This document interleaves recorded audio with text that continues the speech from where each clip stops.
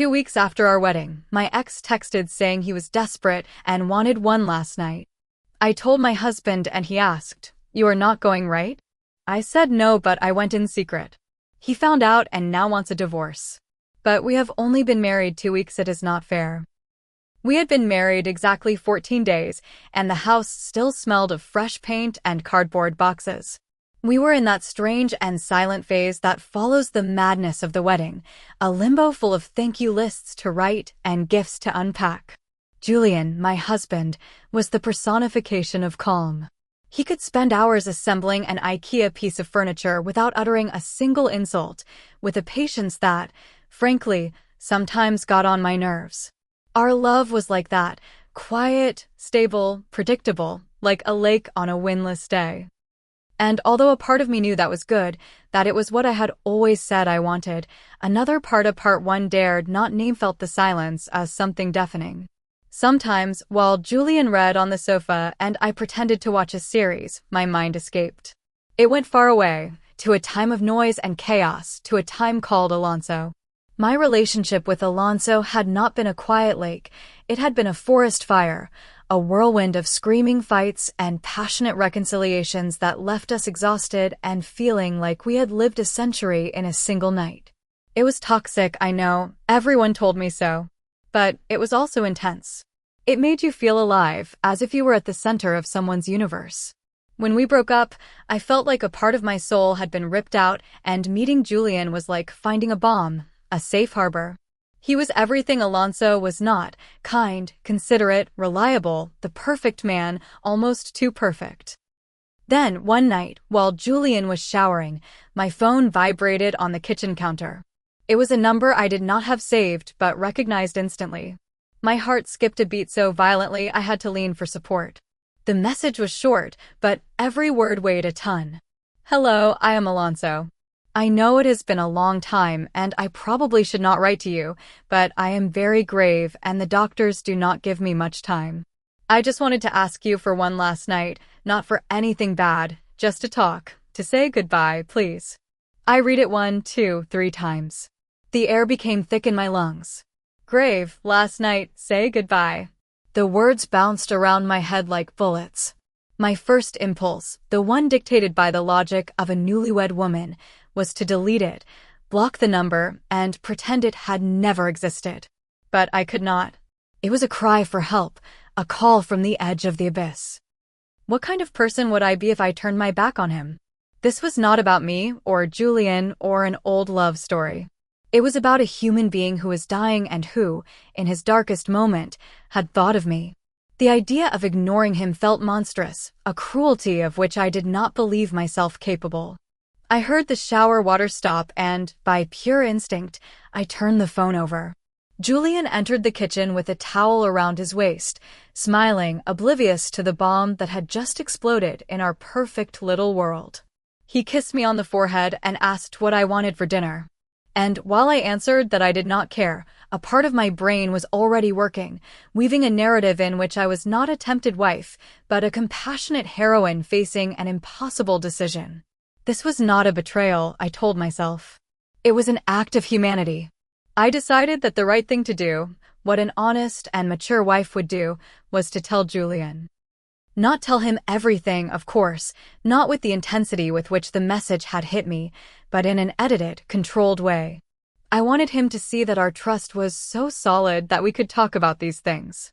I hoped deep down that he would see the greatness of my heart, that he would admire my capacity for compassion and tell me something like, "I understand it is difficult, do what you think is right." I wanted his permission, his blessing for my act of mercy. I approached him that same night. After dinner, I chose my words with the care of a diplomat. "Hey, has something a bit weird happened?" I started with a casual tone I did not feel at all. "Alonso wrote to me. It seems that. Well, it seems he is very sick." I watched his face carefully, looking for any sign. His expression went from relaxation to contained concern. He said nothing, just nodded, encouraging me to continue. He asked me to meet to say goodbye. Obviously, it is crazy, but it has left me feeling terrible. I presented the situation as a problem that had fallen on me, not as a door I was considering opening. Julian's reaction was exactly what a part of me feared and the other despised. He was calm, he was reasonable. He took my hand, squeezed it affectionately, and looked me directly in the eyes. His voice was soft, but there was an edge of steel underneath. "You will not go, right?" It was not a real question. It was a statement. A clear and bright limit drawn in the sand. There was no room for negotiation. He expected me to simply nod and the subject would be settled forever. And in that instant, something inside me broke. A wave of hot and irrational resentment rose in my chest. How dared he? How could he be so insensitive? This was not about jealousy. It was about life and death.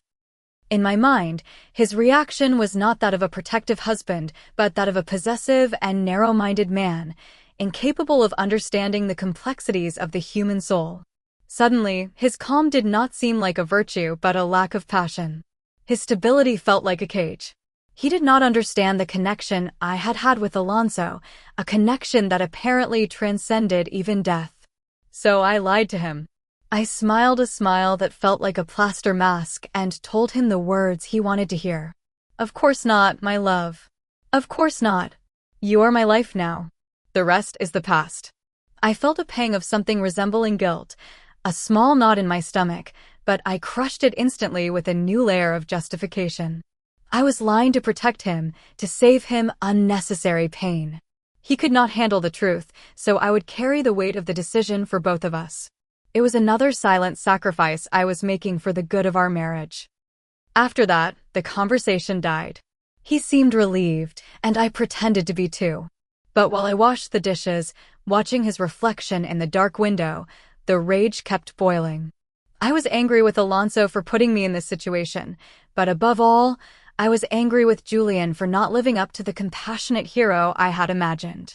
He had not understood me.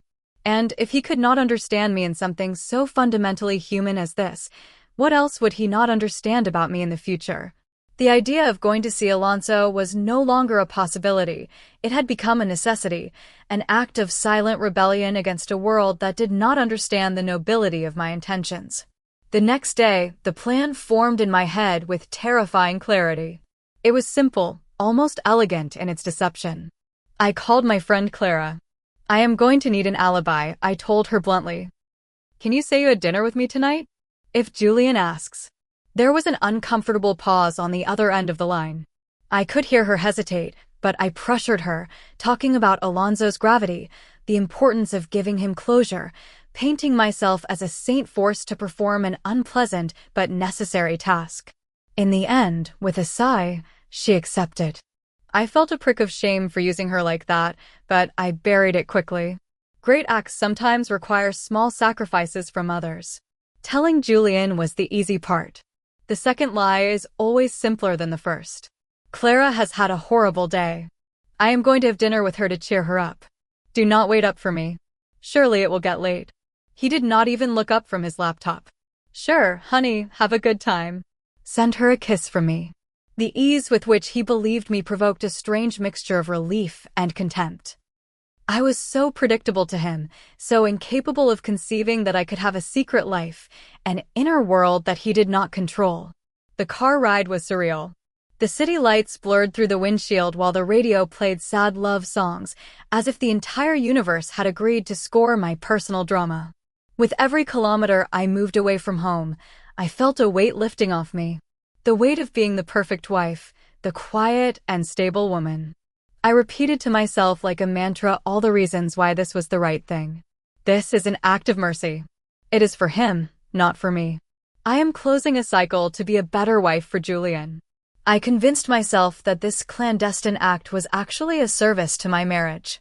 Alonso had arranged to meet me at a small cafe by the river, a place we used to frequent.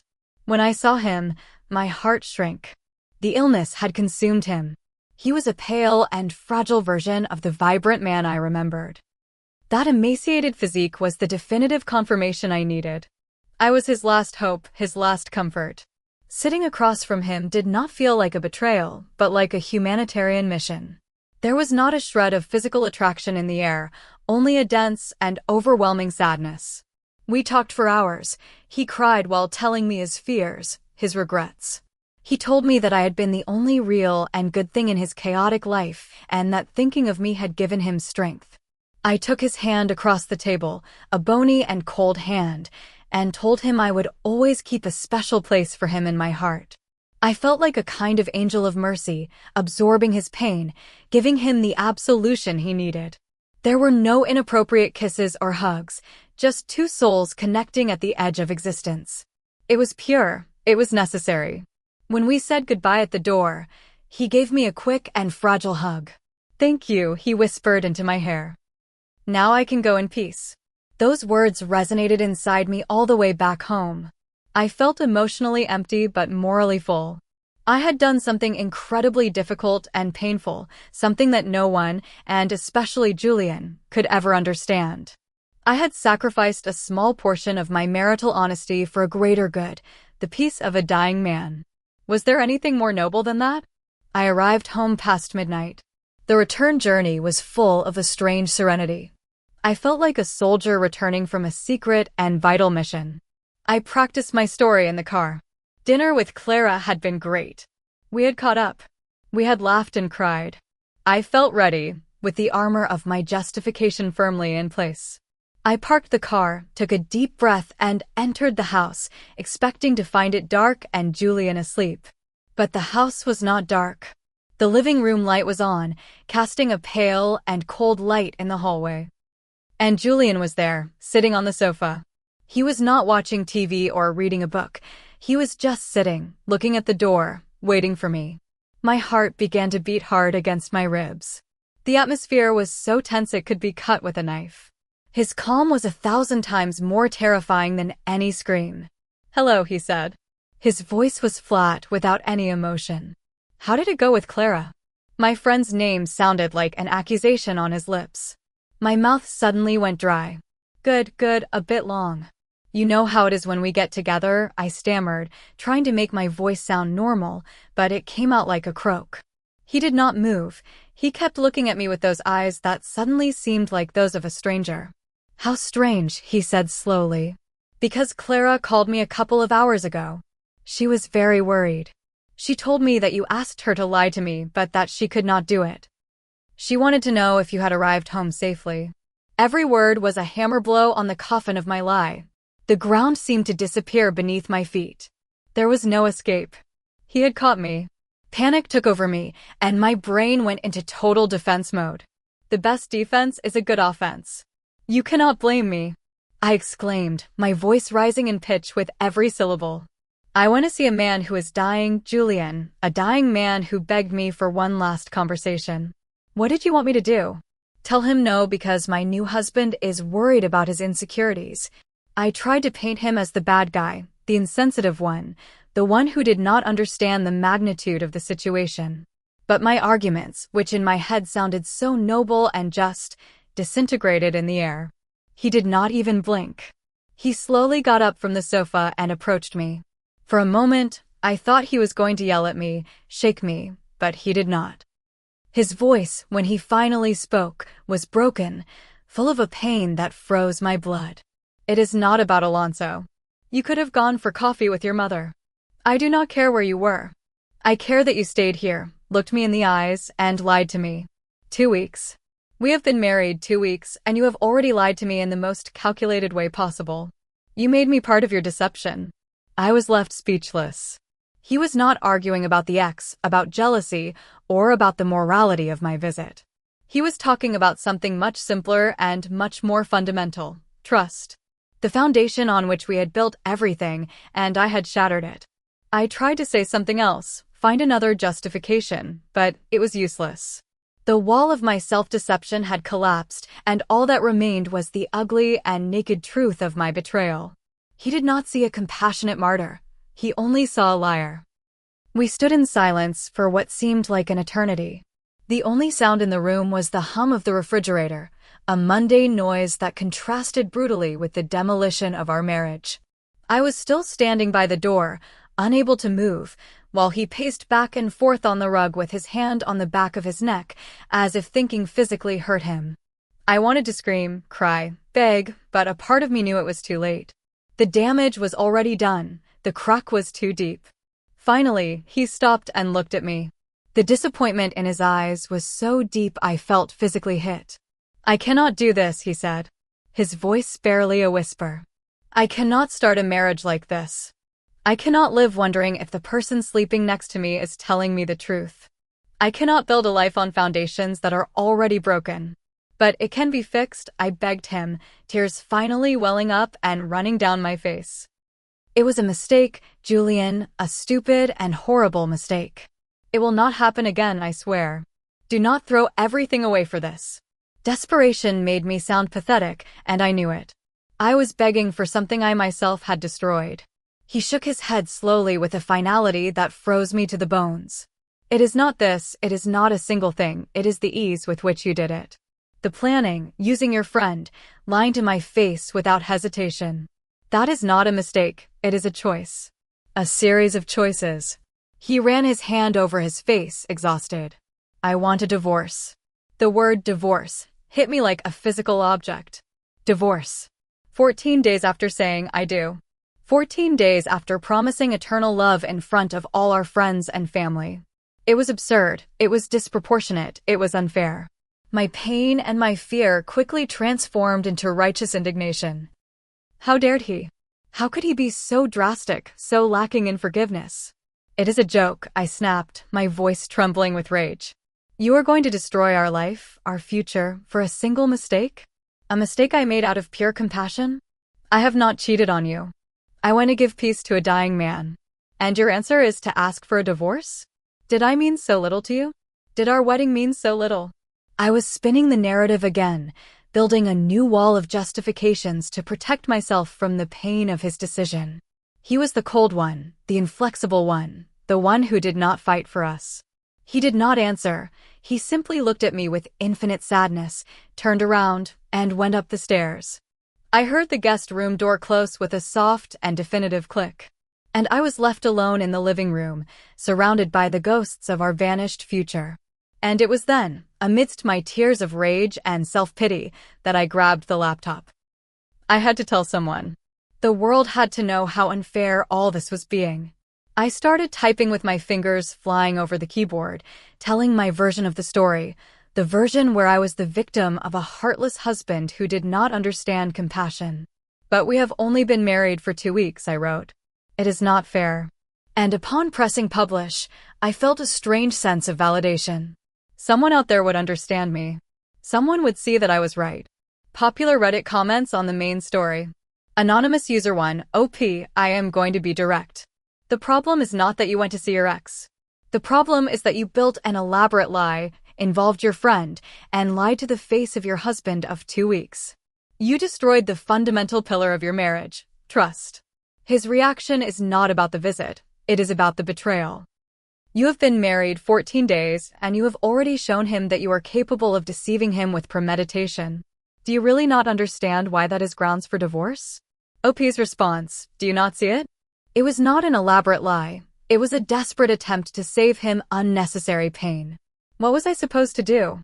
Tell him, hello darling, I am going to see my dying ex. I hope you do not mind that I come back a sea of tears. Sometimes you have to protect the people you love from cruel truths. I did it for him to keep our peace. He is simply too rigid to see the sacrifice I made for his tranquility. It is easy to judge from the outside without knowing the depth of the situation. Anonymous user 2, you say it is not fair. What part of this do you think was fair for your husband? He trusted you. He asked you a direct question, and you lied to him. He went to sleep thinking his wife was having dinner with a friend while you were on an emotionally intimate date with the man who represents everything opposite to him. The fair thing would have been to be honest from the beginning or respect his feelings and not go. You chose the worst possible option, and now you are surprised by the consequences. OP's response, emotionally intimate date, is a ridiculous and malicious exaggeration. It was an act of charity. Does compassion have to disappear as soon as you get married?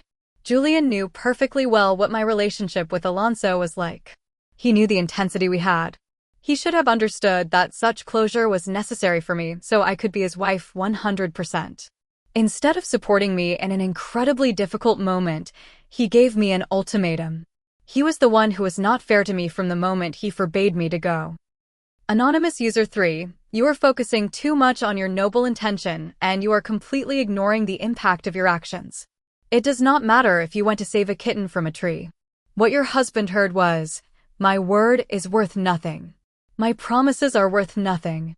I am capable of looking you in the eyes and building a false reality to get what I want." That is terrifying at 2 weeks of marriage. He is not throwing away the marriage. He is running away from someone who has shown herself not to be trustworthy. OP's response, "So I am a monster now for having a heart?" The world is not black and white. Sometimes you have to make difficult and painful decisions. I made one that cost me a lot emotionally, and instead of receiving support, I encounter a concrete wall. Perhaps the problem is not that I am not trustworthy. Perhaps the problem is that he never truly trusted me and was just looking for an excuse to prove it. Because if he truly loved me, he would fight to understand it, not run away at the first opportunity. Update 1. 3 weeks have passed. 3 weeks that feel like 3 years. Julian kept his word. The night after the confrontation, he packed a suitcase and went to his parents' house. I stayed in our apartment, in the house that still smelled new, feeling like a ghost. Every corner reminded me of him, of the promises we had made. After 2 days of absolute silence, I received an email from a lawyer. Not a call, not a message, a cold and corporate email informing me that his client, Julian, was initiating divorce proceedings. The cowardice of doing it like that, without showing his face, turned my stomach. He could not even grant me the decency of a final conversation. I had to leave the apartment.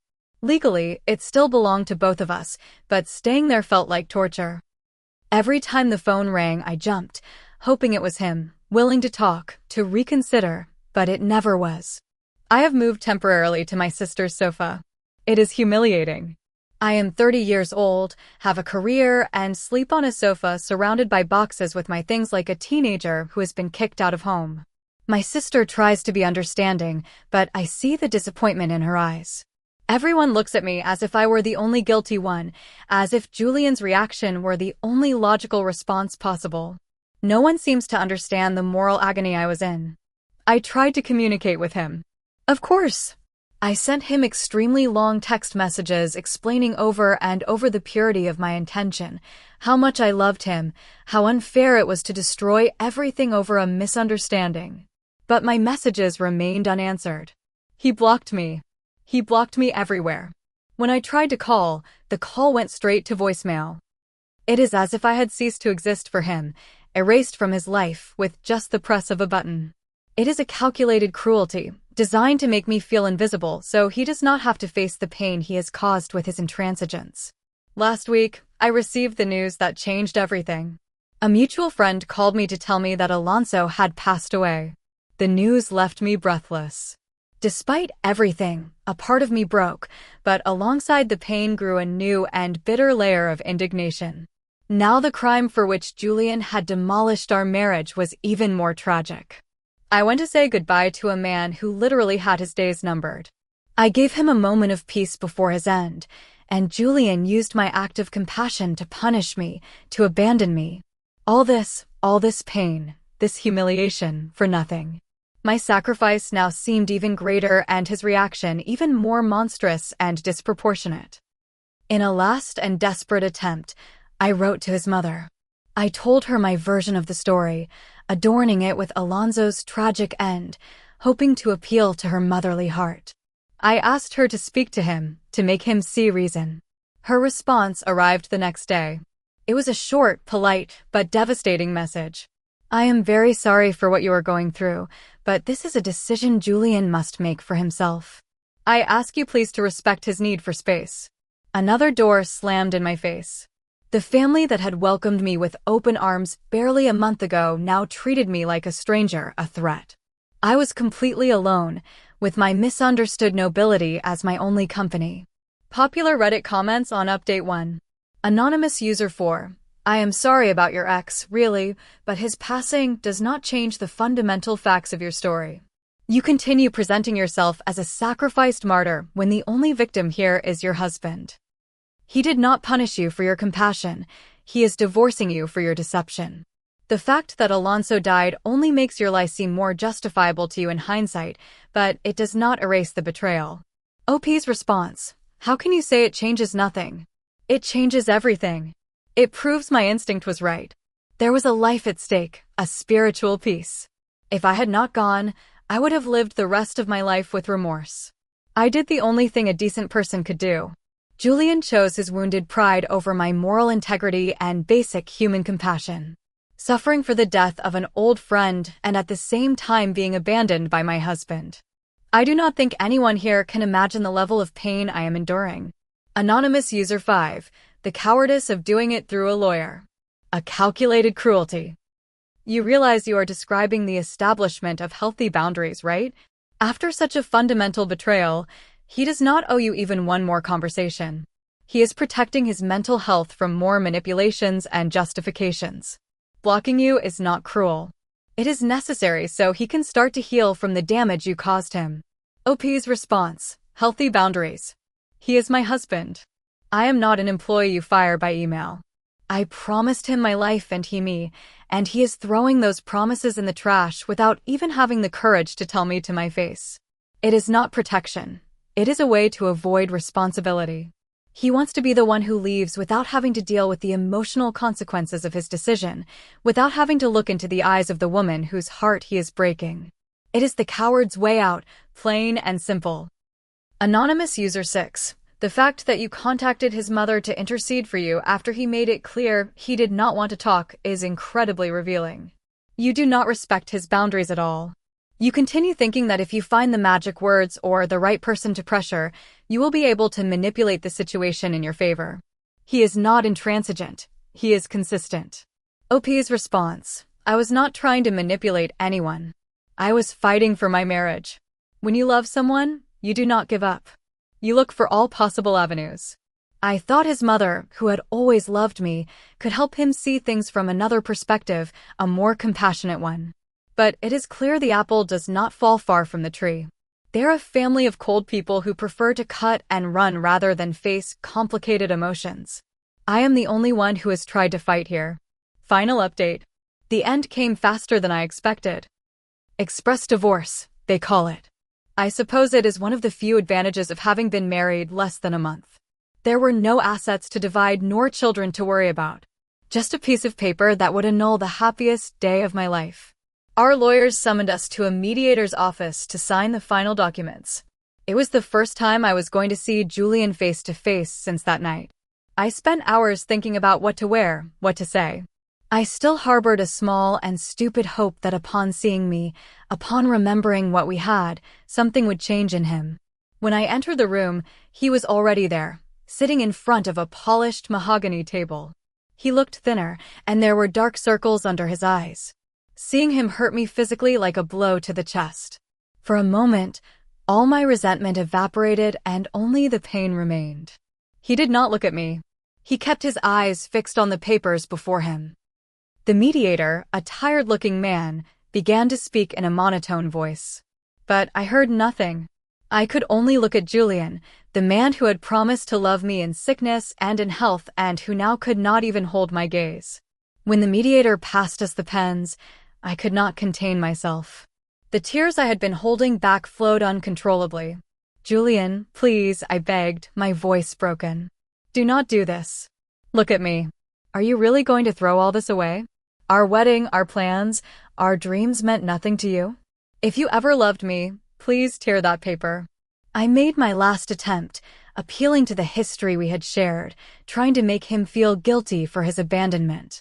It was then that he finally looked up, and the expression on his face was not of coldness nor of anger. It was of a pain so deep and ancient that it left me breathless. His eyes were red, and his voice, when he spoke, trembled. You do not understand, he said, almost in a whisper. Do you really not remember what I told you about my mother? The question threw me off. I had told him many things about his mother, who had passed away years ago. I nodded, confused. He took a deep breath, as if the words burned him inside. I told you my mother died of cancer, but what I told you one night and asked you never to forget was how her last months were.